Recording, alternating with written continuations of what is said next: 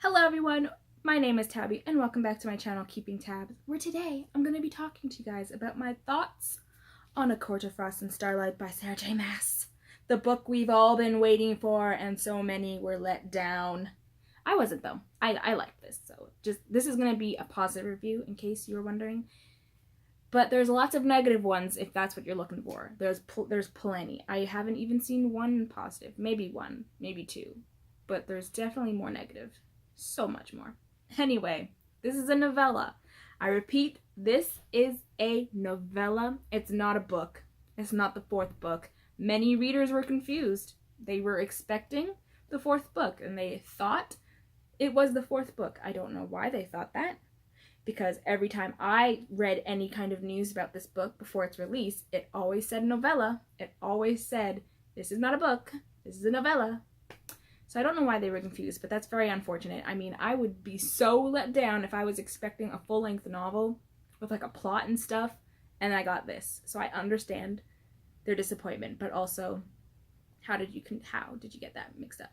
It's always been a novella. Anyway, one of the main things that people talk about when talking about ACOFAS is that it's so unnecessary. It was so unnecessary. This book was not necessary.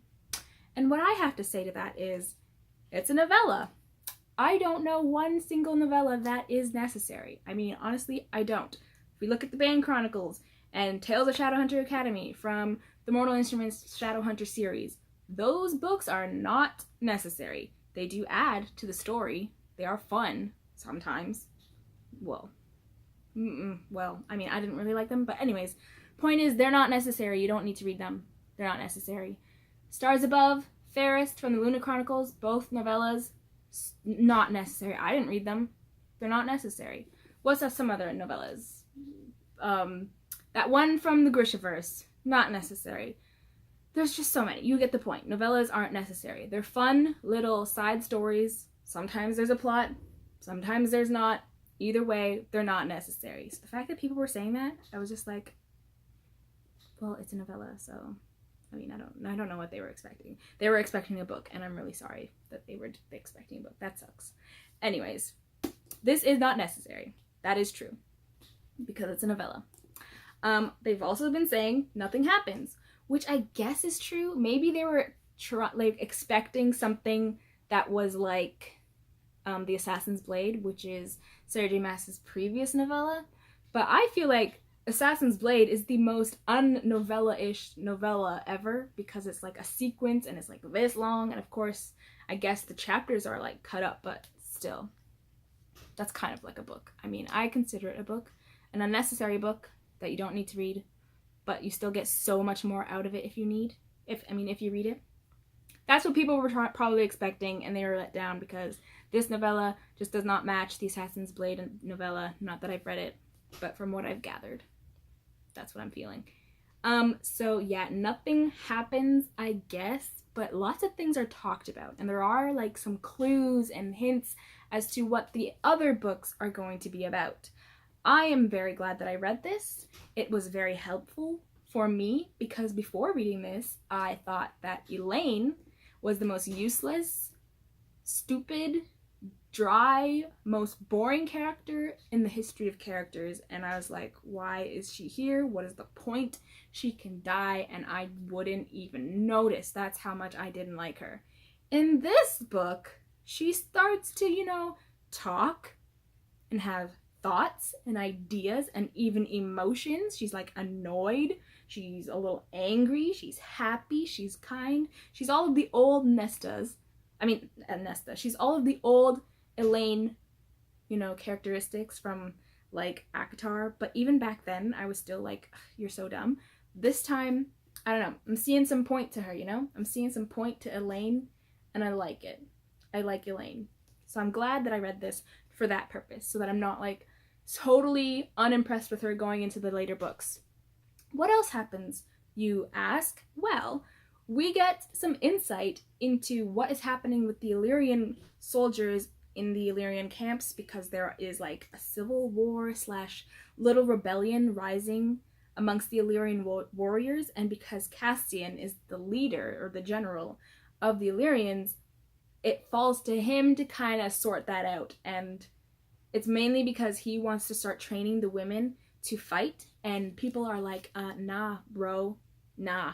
And so, rebellion, you know? We also get a little history about the mountain. I think it's called Ramil. That's the mountain with the 3 stars above it. We get the name, finally. We get information about the blood right, which is interesting. And I think the whole rebellion thing might have something to do in the later books, because we do spend a lot of time talking about that. We also get a glimpse into what Lucian's doing.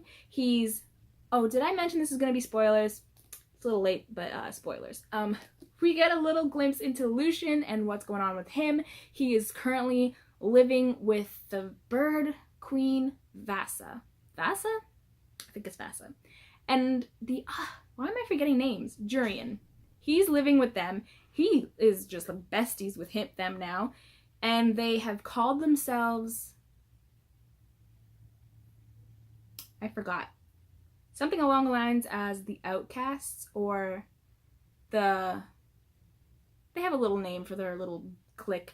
And he's bonding with them, and I feel like that's going to be another storyline, because we do get some information about that as well.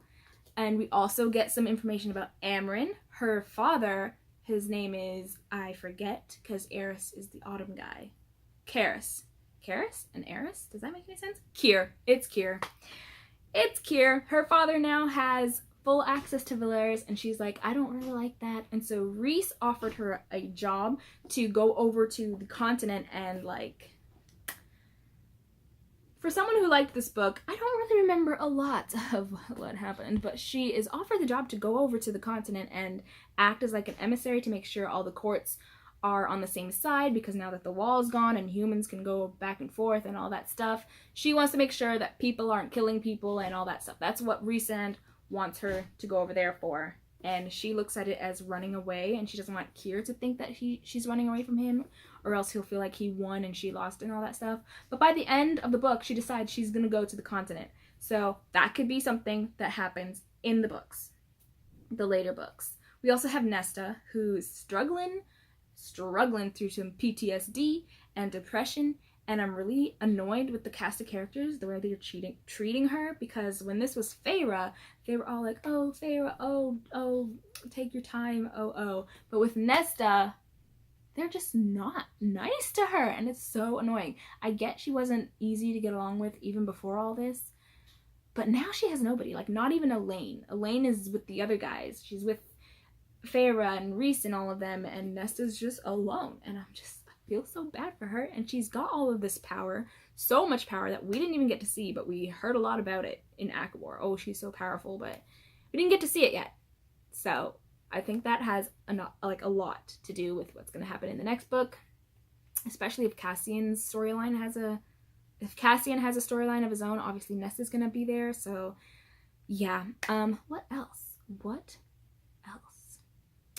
I think that's pretty much it for like little snippets of what's going to happen. Also, at the end, when Mor decided that she was going to move to the continent, she sees this like beast shadow thing, and it's this quick little mention of it, and she feels this energy, and she decides to like back away and like not go towards it.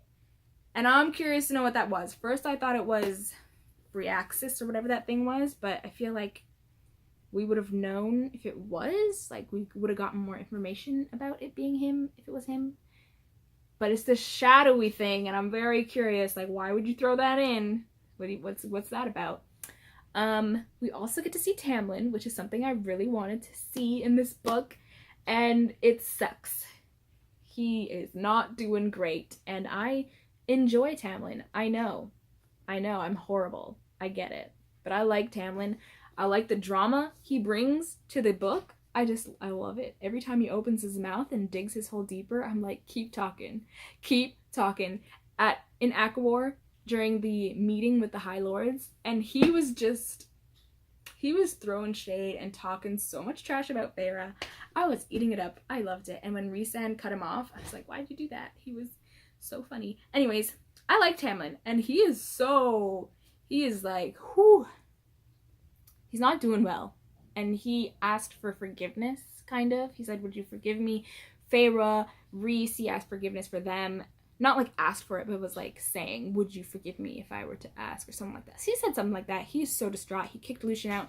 His manor is a mess. He's in the dungeons, not the dungeons, the kitchen, and he's like, he has to hunt for himself and cook for himself and all of that, and he's just such a mess, and it's great. And I want more of him. I want more of him. Because I feel like he can turn himself around based on what was happening in here. I feel it. He has hit rock bottom. And there's only one way to go from there. And that's up. And I hope he goes up instead of just staying there. Because that's also possible. Because it's Tamlin. Anyway, that's what I got from this book. Very short. Rhys and Feyre, on the other hand, nothing really happens with them. And maybe that's what people were talking about. Nothing happens with them. And they're like the star of the show. But I think this book was kind of the passing of the torch to Cassian and Mor and maybe Lucien and Nesta. Because nothing does happen with Rhys and Feyre except for lots of painting and shopping and, well, that's it. So, yeah, those are my thoughts for ACOFAS. Let me know if you've read it and what you think. And also, I love Azriel so much. And in this book, I love him. I love him. There is a lot of scenes with Azriel, like, being bossy. Not bossy, but, like, assertive to Cassian and Rhys, and I'm just like, boy, yes, I love him.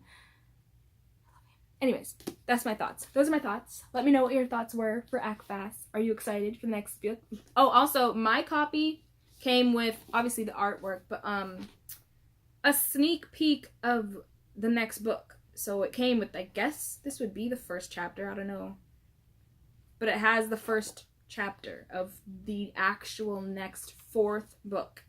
And the POV is, I don't know if you want to know, or if that's spoilers, so if you don't want to know, just go away now. Thank you for watching. See you next video. If you do want to know, stick around, because I'm going to tell you. I'm going to tell you right now. The POV in this sneak peek, is Nesta and Cassian. So, I actually haven't finished reading the sneak peek, so it could change again, but so far it's Nesta and Cassian, which fits the bill for, what I thought was going to happen after reading this. Yeah. Okay, now I'm going to go for realsies. I will see you guys next time. Thank you for watching.